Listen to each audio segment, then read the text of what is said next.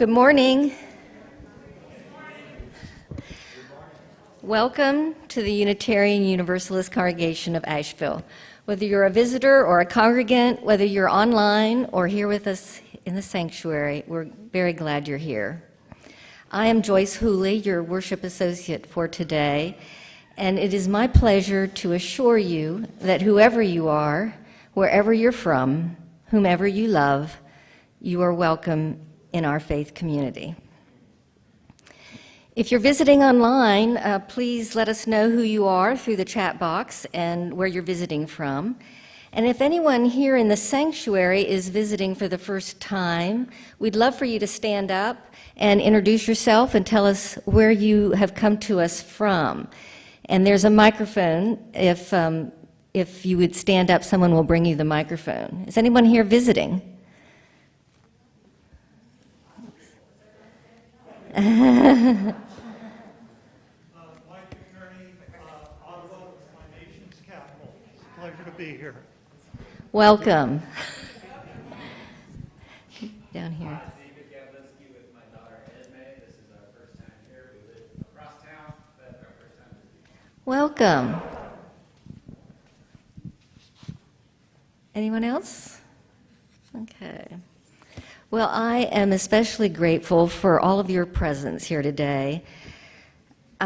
We've had a terrible past week in our country, and we've witnessed these two horrific mass shootings in Buffalo and Texas.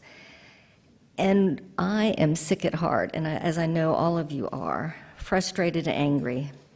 But we gather together here today to fortify ourselves with love. We fortify each other with our presence here today so that we can go back out into the world renewed and strengthened to serve and promote our values: love, justice, equality, peace, compassion, and respect. Each of us in our own way, in our own spheres, and also corporately through our actions that we take together. So I am so grateful for this spiritual community. Please take a moment just to turn to the person sitting next to you and quietly greet them, if you're wearing a mask, with a smile from your eyes, expressing welcome and gratitude for their presence.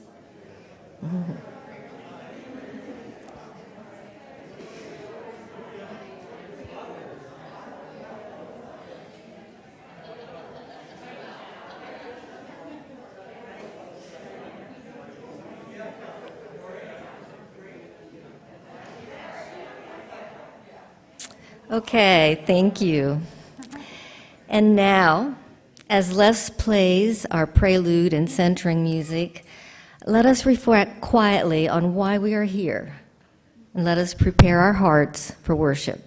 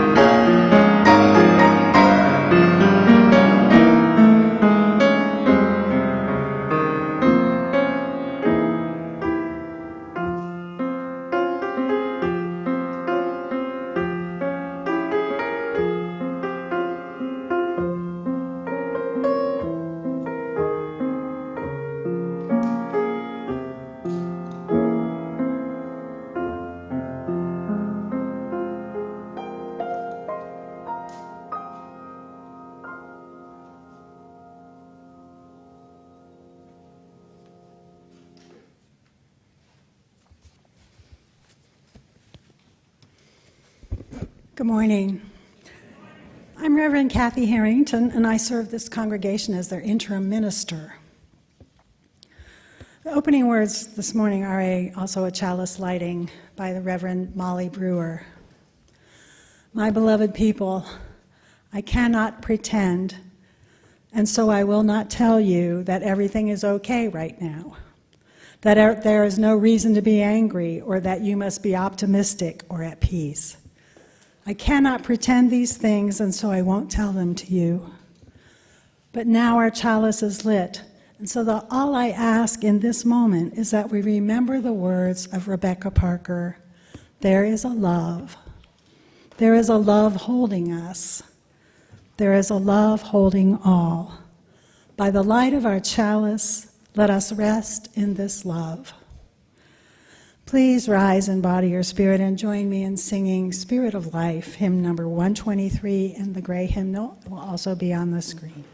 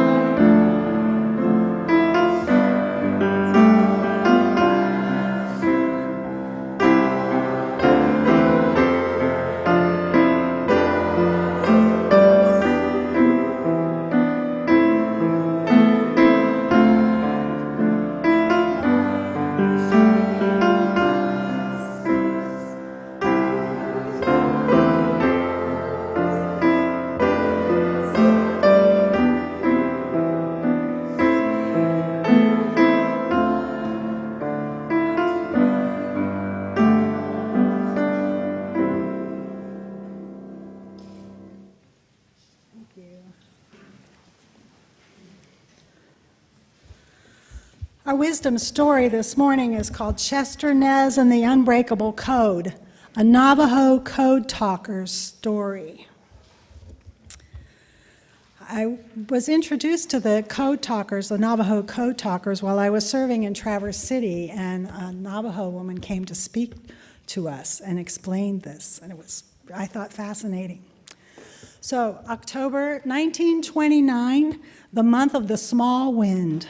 When Betoli was 8 years old, the time came for him to go to boarding school. He had to leave his family, his home, and the goats and sheep that he loved dearly and took care of. He climbed into the back of a missionary's truck. "You need an English name," the missionary said. "Betoli's name is Navajo, like he was. You will be Chester," the man said. At Fort Defiance School, the matrons shaved off Chester's long hair and gave him a blue uniform to wear. They made him speak English, a language he had never spoken. And when Chester spoke Navajo, the matrons washed out his mouth with yellow soap. Navajo is bad. English is good. Many years earlier, in the 1860s, the U.S. Army had held Navajos captive at Fort Defiance, and from there, the Army forced the Navajos to go on the Long Walk, a journey of 300 miles into what is now known as New Mexico. Many people suffered and died.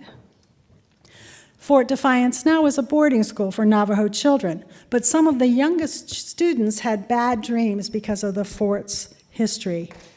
Chester did his best to calm their fears at night, and he reminded them that they are not alone, that they had families back home.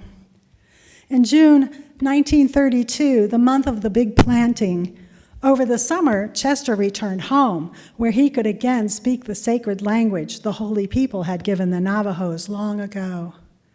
When he cared for the sheep and goats and prayed, he used corn pollen. He felt like a real Navajo and living the right way. His heart was strong again, and being home took away all the loneliness Chester felt at school. September 1932, month of half, Chester returned to school, where he was again told his Navajo language was worthless. You must use English to survive in the white man's world, the matron said. So Chester knew that he might need to live in a white man's world one day. In their world, speaking English would be essential. So he worked hard, and he did very well. He enjoyed learning and wanted to prove his worth. He also learned to pray the Catholic way and served as an altar boy. The Catholic way was good, but so was the Navajo way. And though he spoke English in school, Chester kept his love for his Navajo people and the language. He decided to never break the ties that bound him to them. December 1941, the month of crusted snow, Chester was in 10th grade when the school principal called the students together. The Japanese Empire has attacked Pearl Harbor. We are at war. The United States had fought the Navajos years ago, but now the United States was their country. Chester thought about how his ancestors stood up against enemies, and he should act with the same courage. Protecting his homeland was an honor. I am a warrior, Chester said to himself. I will fight for this land. In April 1942, month of big plant, recruiters from the U.S. Marine Corps came to the reservation. We need Navajo men who speak English and Navajo, they said. The U.S. military needed a new way to send its secret messages. The messages were sent in code over the radio, but since anyone's radio could receive those messages, the enemy could hear them too. The coding machine, the shackle, to create the Japanese had broken every American code, and the Marines had tried using a coding machine called the shackle to create an unbreakable code, but the machine took too long, and they couldn't decode messages. So a former soldier, a missionary's son who had once lived on the Navajo reservation suggested using Navajo, a language impossible for non-Navajos to speak. And so the Marines agreed to try it, and many Navajos volunteered to join the Marines, but only 29 were chosen, including Chester. They became platoon number 382. Suddenly, the language that he had been told to forget was important.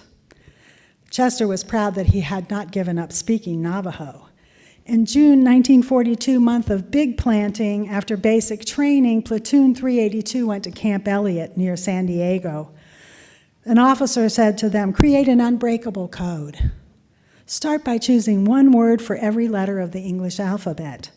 And he left the 29 men locked in a room. Chester wondered how they would begin. Then one of the men, Gene Crawford, spoke up. He knew how codes worked. Make every word clear and different from every other. They used English words for each letter of the alphabet. A was ant, B was bear. Then they chose Navajo words for each of those English words. Ant was walochi, bear was shush, cat was moeshi, and by the end of the first day they had the whole alphabet. A few weeks later, 3 more Navajo men joined the team, and 32 soldiers were now creating the code and learning to use it. Instead of spelling out some items in the English alphabet, they chose Navajo words to represent them. Battleship became lasso, which means whale. Bombs were ayeshi, or eggs. There was a lot to remember, but Chester enjoyed it, and he had an excellent memory. In September of 1942, month of half, after 13 weeks, Platoon 382 demonstrated their code to the Marine officials. Expert code breakers could not break it. The code was strong, the code was efficient, and the shackle code took more than 4 hours to encrypt and decrypt a message the Navajos could send and receive in less than 3 minutes. The Navajo language solved the Marines' communication problem, and the military ordered the platoon to keep the code a secret. Only commanders and officers knew about the code. 2 men stayed behind to teach Navajo recruits, while Chester and the rest of the code talkers shipped out to the Pacific. The time had come to use the code in battle. When their boat reached the island of Guadalcanal, Chester and his partner, Roy Begway, waded ashore. They dug a foxhole in the sand and they were ready.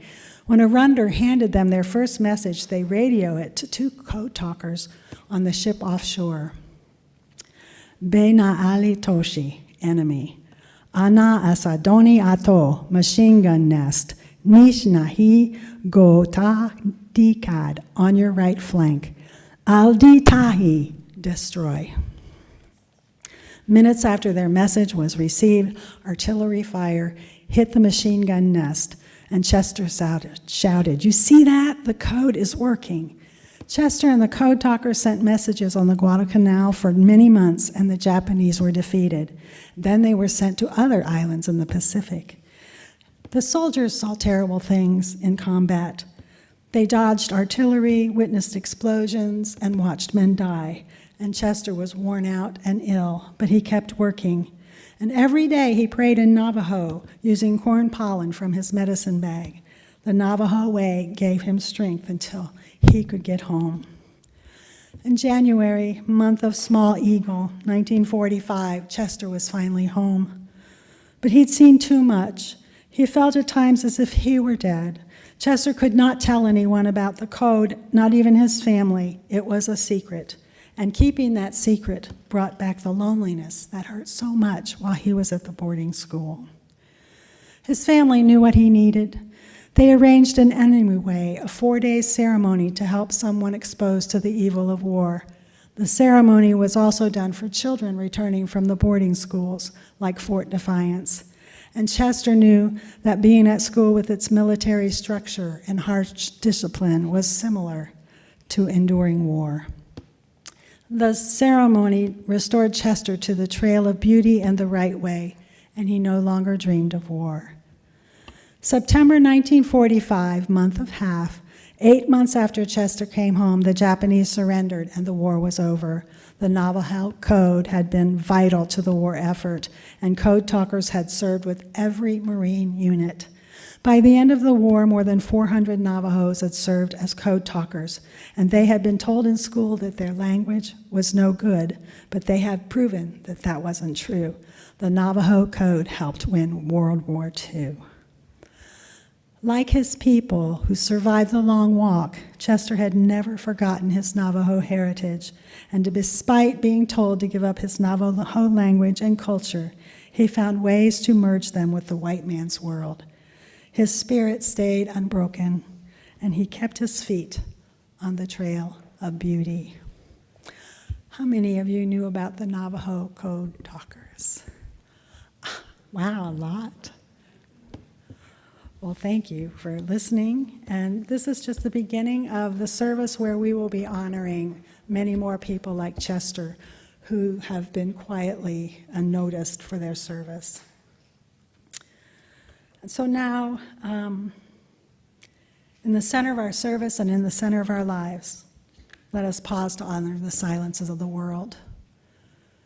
I want to share with you a poem that Amanda Gorman wrote after the shooting on last Tuesday. It's a really beautiful poem and important. And following that, we will share a moment of silence. Everything hurts. Our hearts shadowed and strange, minds made muddied and mute. We carry tragedy, terrifying and true, and yet none of it is new. We knew it as home, as horror, as heritage. Even our children cannot be children. Cannot be. Everything hurts. It's a hard time to be alive, and even harder to stay that way. We are burdened to live out these days, while at the same time blessed to outlive them.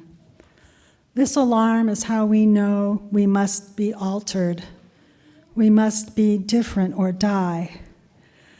We must triumph or try.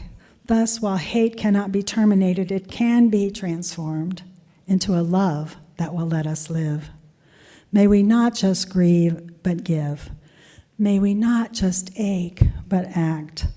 May our signed right to bear arms never blind our sight from shared harm. May we choose our children over chaos, and may another innocent never be lost. Maybe everything hurts, our hearts shadowed and strange, but only when everything hurts, may everything change. In this holy quiet of this hour, let us share a moment of silence.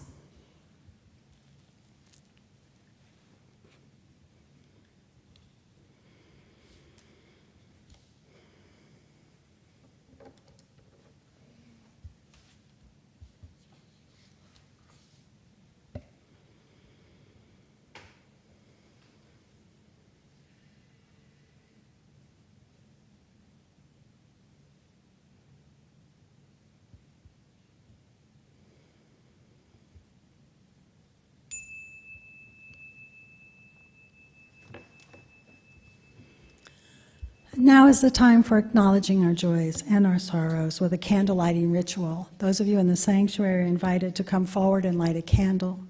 And if you're online, please feel free to write in the chat box any joy or sorrow that you would like to share with the congregation.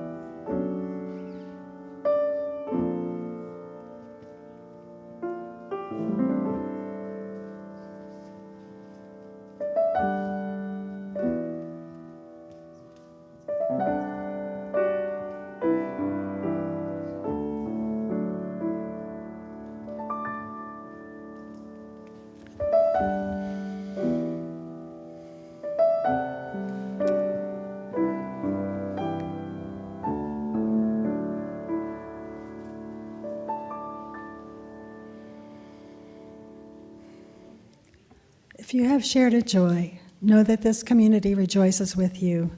And if you have shared a sorrow, know that you are being held in love and in care.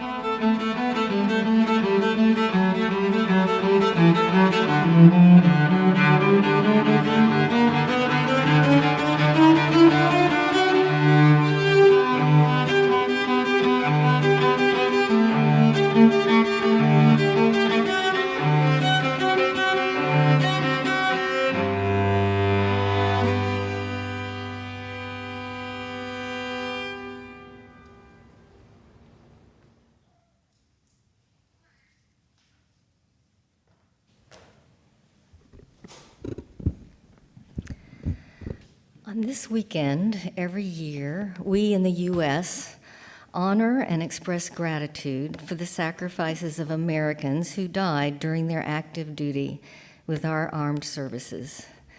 It is right that we do this, even those of us who, like myself, are wary of nationalistic enthusiasms.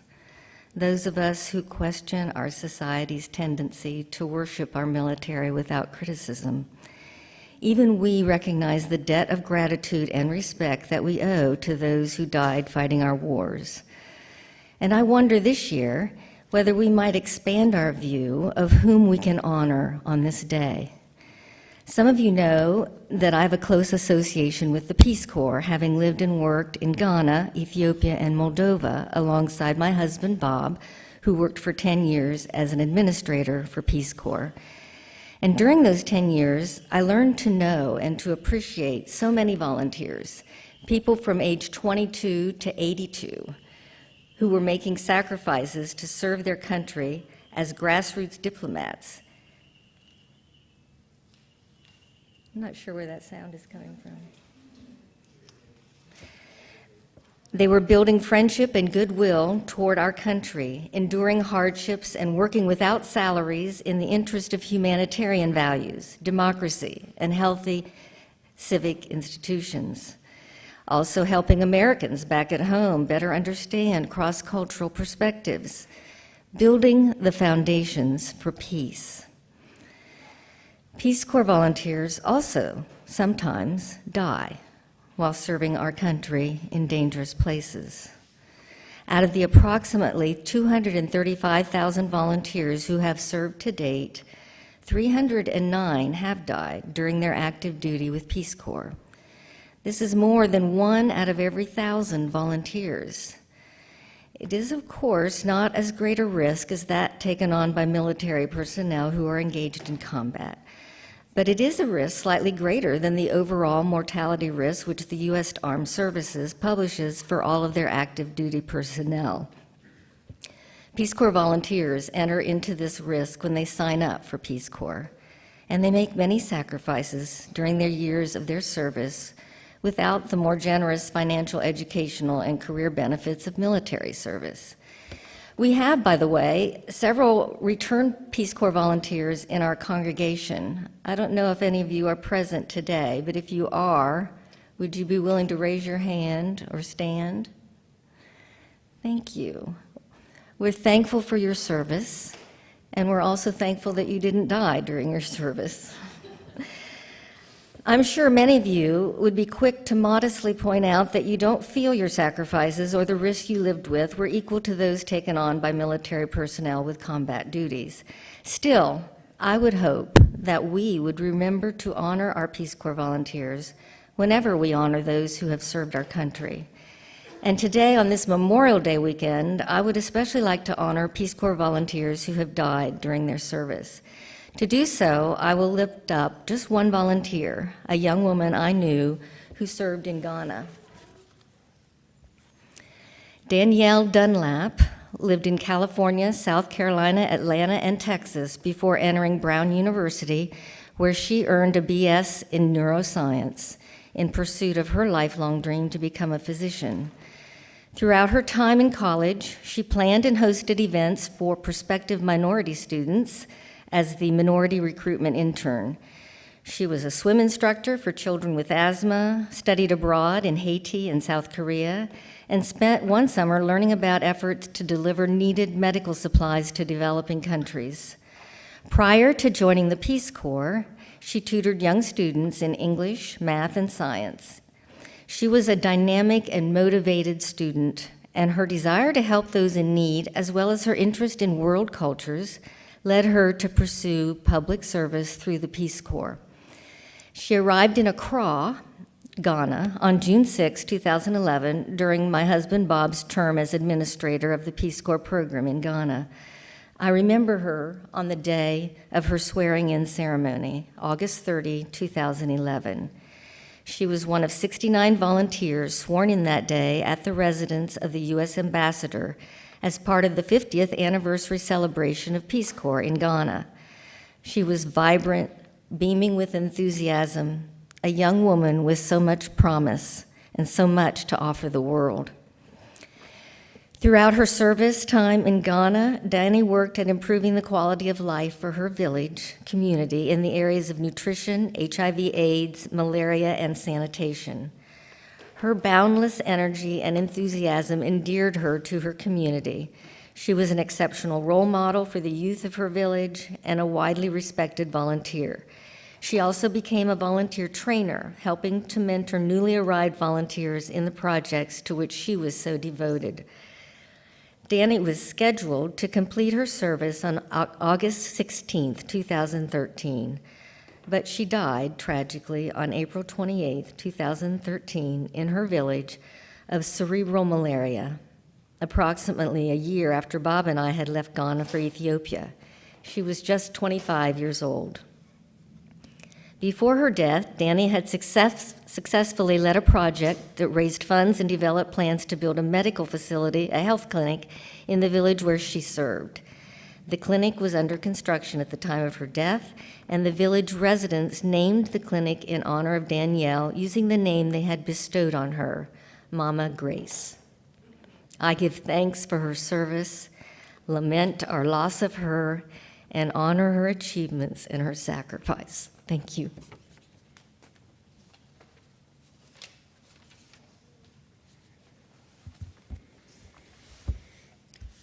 There is a weeping well set up in the Sandberg Hall, and you can dedicate a stone to the memory of those lost in Uvalde, Texas, in Buffalo, in war, and your lives after the service. So the only way things can change is through intentional attention, through knowing our history. We have to know our history. We have to acknowledge our mistakes and pledge to do what it takes to stop the insanity. We must grieve, but we must take action. I want to share some stories this morning of other minorities and people who have been dishonored in our country, who have served in the United States military without the recognition that they deserve. So yes, the Native Americans have served since colonial times. Among the 573 federally recognized tribes, each with their own cultures, traditions, belief systems, and stances on war, military service remains remarkably constant. No matter the conflict, American Indian men and women continue to risk their lives for the very government that once tried to eradicate their way of life. In recent decades, Native Americans serve at a higher rate in proportion to their population than any other ethnic group. And here's one veteran who said, "We serve this country because it is our land. We have a sacred purpose to protect this place." And the American Indians enlisted in overwhelming numbers after the attack at Pearl Harbor. 44,000 of a total Native American population of 350,000 saw active duty, including 800 women. For this service, they earned 71 Air Medals, 34 Distinguished Flying Crosses, 51 Silver Stars, 47 Bronze Stars, and 5 Medals of Honor. Gregory Pappy Boynton, a Sioux, was a decorated combat pilot and Marine Corps fighter ace who flew for the legendary Flying Tigers. He received both the Medal of Honor and the Navy Cross. The next slide. Glenn Douglas served the World War II, in the Korean War, and in the Vietnam War. Master Sergeant Woodrow Wilson Keeble was awarded the Medal of Honor posthumously for conspicuous gallantry and intrepidity. African Americans have fought for the United States throughout its history, defending and serving a country that in turn denied them their basic rights as citizens.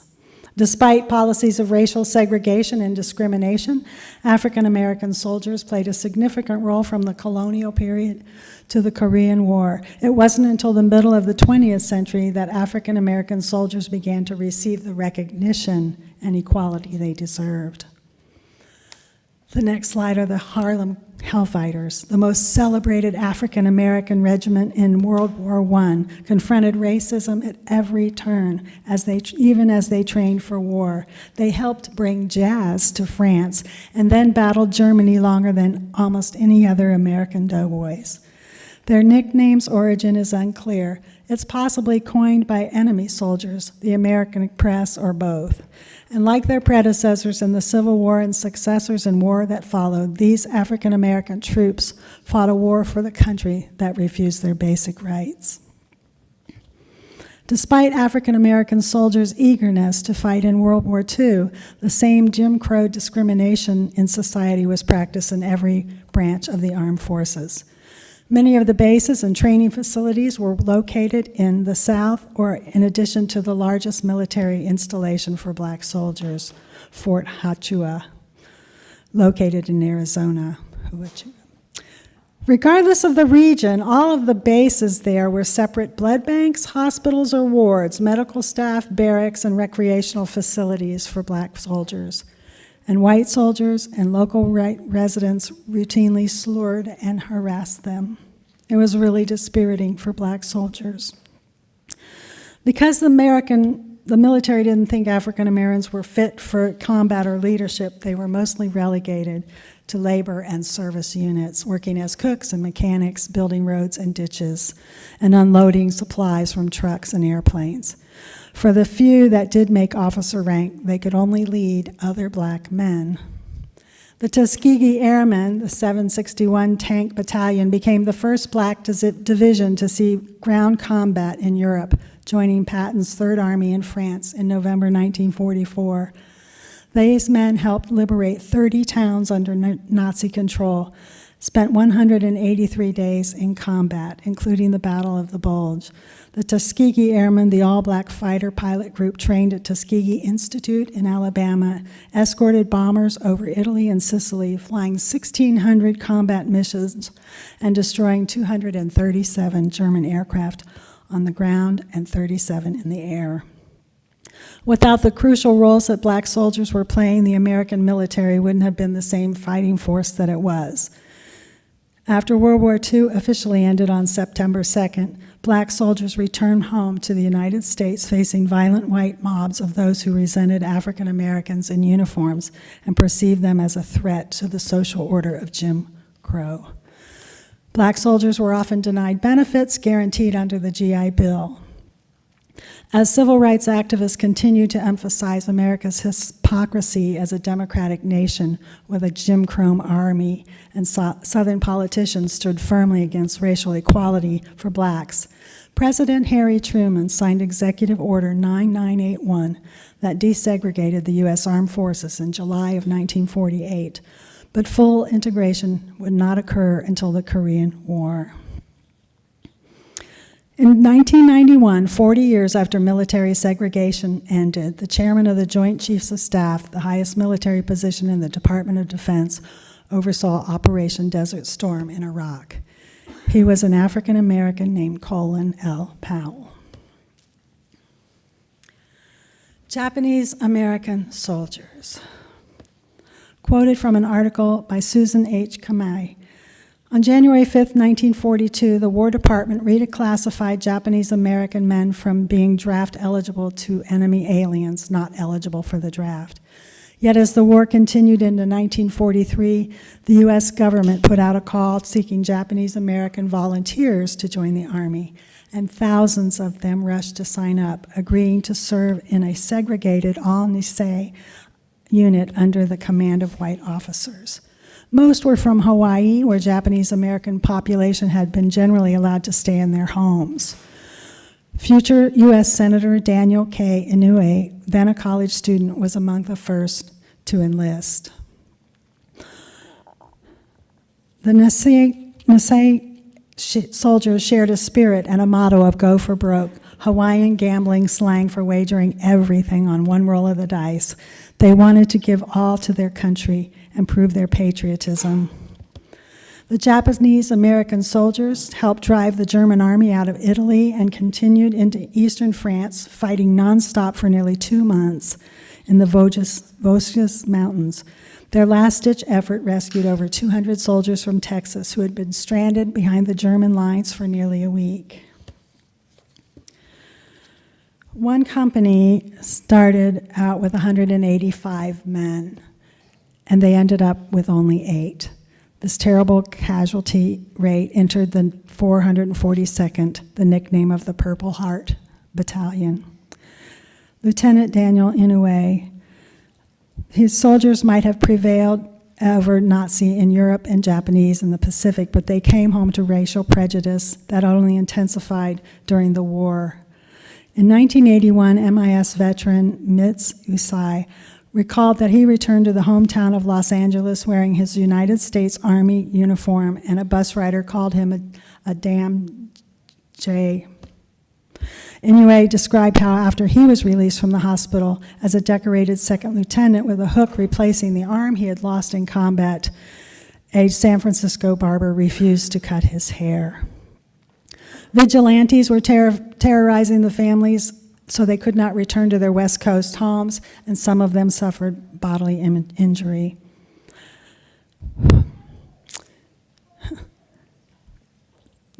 For the U.S. Senator Spark Matsunaga, President Ronald Reagan's signing of the Civil Liberties Act of 1988 was an important recognition of the Nisei's wartime sacrifices. That legislation officially apologized for the incarceration and provided reparation payments to the surviving incarcerees. Matsunaga recalled, "We feel now that our efforts at the battlefront, giving of our lives and being wounded and maimed and disabled, all this was for a great cause, great ideals, to remove the one big blot on the Constitution that had been there for 45 years. Whitey Yamamoto had a stamp created for him to honor him. The stamp is one of only a few of U.S. postal history to feature an Asian American or a Pacific American. And 500,000 Latinos served in World War II. There was Dr. Hector Garcia, who had been a Mexican-American doctor who completed his residency in Nebraska. But when he went to join the Army and said he wanted to serve as a medic, they would not allow him, and they asked him, are you a medical doctor? Where did you get your training? Guadalajara or some school in Mexico? When he told them University of Texas at Galveston, and a residency in Omaha, Nebraska. They eventually agreed to send him to North Africa in late 1942 as a battalion surgeon. But this wasn't his first war. His life, his family's life, was essentially living in war. Mexican Americans were segregated from Anglos in South Texas where he lived, and shooting and lynchings of Mexicans were common. Dr. Hector Garcia became a powerful activist fighting for Mexican American veterans who were not given basic rights of the GI Bill. In 1948, he led a fight when a funeral home refused to bury a Private Felix Z. Longoria, Jr., killed in action in the Philippines. When his remains made it back to the States, his widow tried to make arrangements in the hometown of Three Rivers, Texas, and the director refused because he was a Mexican, telling reporters the whites wouldn't like it. Hector Garcia found his call in a fight for the rights of Mexican Americans and became a prominent civil rights leader working with President Johnson, challenging segregation in schools and inequities in healthcare, voting rights, and housing, and more. Macario Garcia, an Army soldier. He became the first Mexican national to earn the Congressional Medal of Honor, only to be refused service in a restaurant in his home state of Texas. In June 1944, 2 days after the D-Day invasion of Europe, Private Garcia landed at Normandy. It's quite a story. While an acting squad commander of Company B, 22nd Infantry on 27 November 1944 near Kraschau, Germany, he single-handedly assaulted two enemy machine gun replacements, attacking prepared positions on a wooded hill where he could be approached only through meager cover. His company was pinned down by intense machine gun fire and subjected to concentrated artillery and mortar barrage. Although painfully wounded, he refused to be evacuated and on his own initiative crawled forward alone until he reached a position near an enemy emplacement. Hurling grenades, he boldly assaulted the position, destroyed the gun, and with his rifle killed 3 of the enemy who were attempting to escape. When he rejoined his company, a second machine gun opened fire, and again the intrepid soldier went forward, utterly disregarding his own safety, stormed the position, destroyed the gun, killed 3 more Germans, and captured 4 prisoners. He fought on with his unit until the objective was taken, and only then did he give them permission to provide him with medical care. Macario Garcia received the Congressional Medal of Honor awarded by President Truman, and Texas hadn't changed. He was refused service at the Oasis Cafe near his hometown in Richmond, Texas, where he created a scene, rightfully so, and was arrested. How could a country that felt an enormous debt to its veterans treat some as second-class citizens? The last one I want to tell you about is Guy Gabaldon. He grew up in Los Angeles, a diverse neighborhood of Mexican, Japanese, Jewish, and Armenian families. On June 13, 1944, when the U.S. Navy began bombarding the island of Saipan in the Japanese Mariana Islands in the Pacific, they were softening the Japanese defense for an invasion. After 2 days of shelling, 8,000 Marines hit the western beaches, and among them was Private First Class Guy Gabaldon, a Mexican-American from California about to enter his first war. Guy Gabaldon was credited with bringing in over 800 prisoners that day, an unmatched feat for a single soldier in U.S. military history. Weeks later, a machine gun wound to his arm and hand put an end to his military career. All told, in Saipan, he killed 33 enemy soldiers and captured over 1,500. 16 years later, his remarkable exploits were turned into a 1960 movie, Hell to Eternity. At 5'4", Gabaldon was played by 6-foot Anglo Jeffrey Hunter. That he was a Latino never made it into the movie. A metaphor for the way Americans would soon forget the role of Latinos in World War II.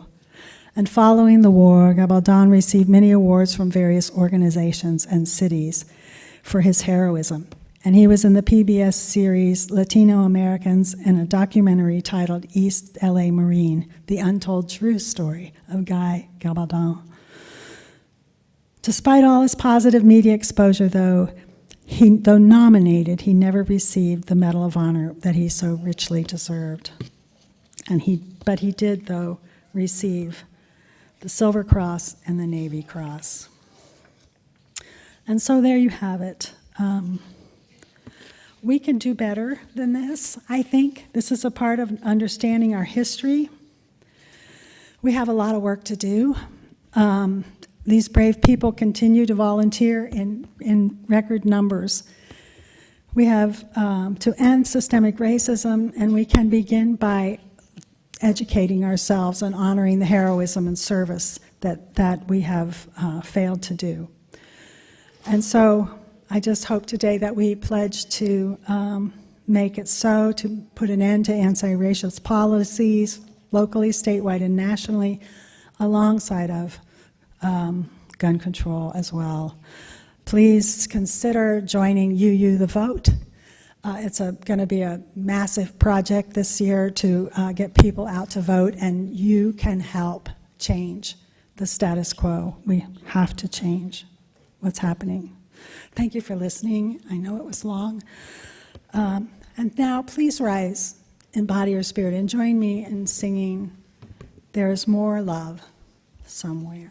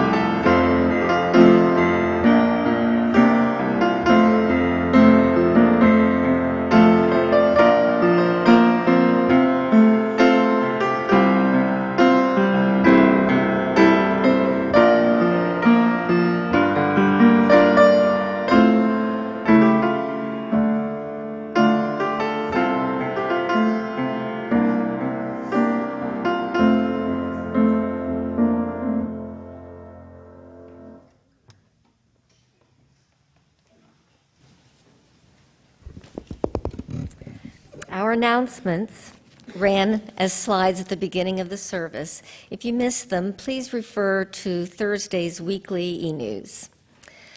And now our ushers will be passing the baskets to collect our offering toward the work of our congregation.